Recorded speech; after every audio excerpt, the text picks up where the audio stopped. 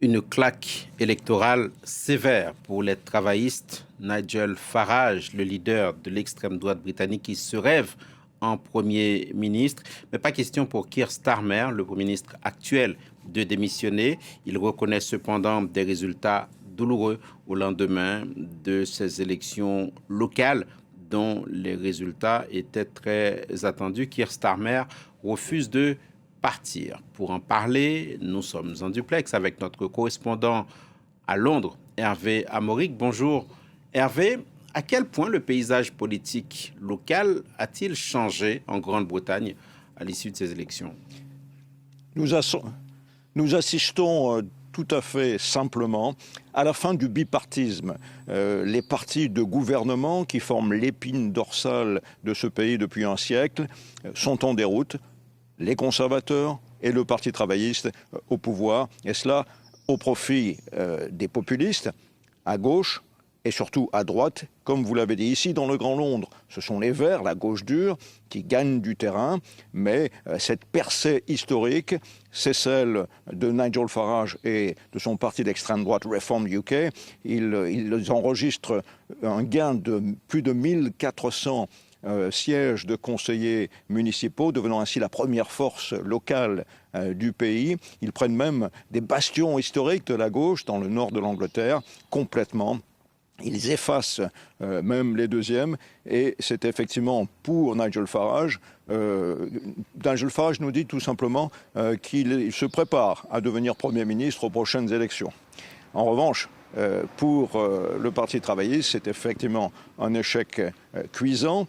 Parti travailliste qui n'a même pas enregistré ici en Angleterre le plus mauvais score, car son plus mauvais score pour le parti de Keir Starmer, le Premier ministre, c'est le Pays de Galles. Pays de Galles, pays où les travaillistes avaient toujours remporté les élections depuis un siècle. Eh bien, c'est terminé.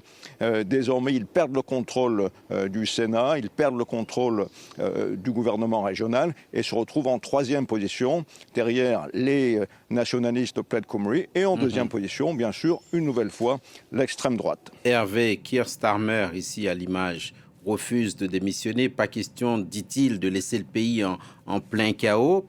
Et pourtant, devant ce chaos électoral, devant ces résultats, est-ce que les élus de son parti ne vont pas tenter de le pousser dehors?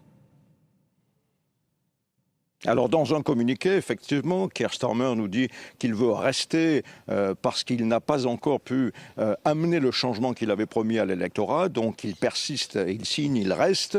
Mais effectivement, il commence à y avoir désormais une révolte au sein des élus du parti. Une vingtaine d'élus, pour l'instant, ont publiquement dit qu'il demandait au chef du gouvernement une feuille de route pour sa démission.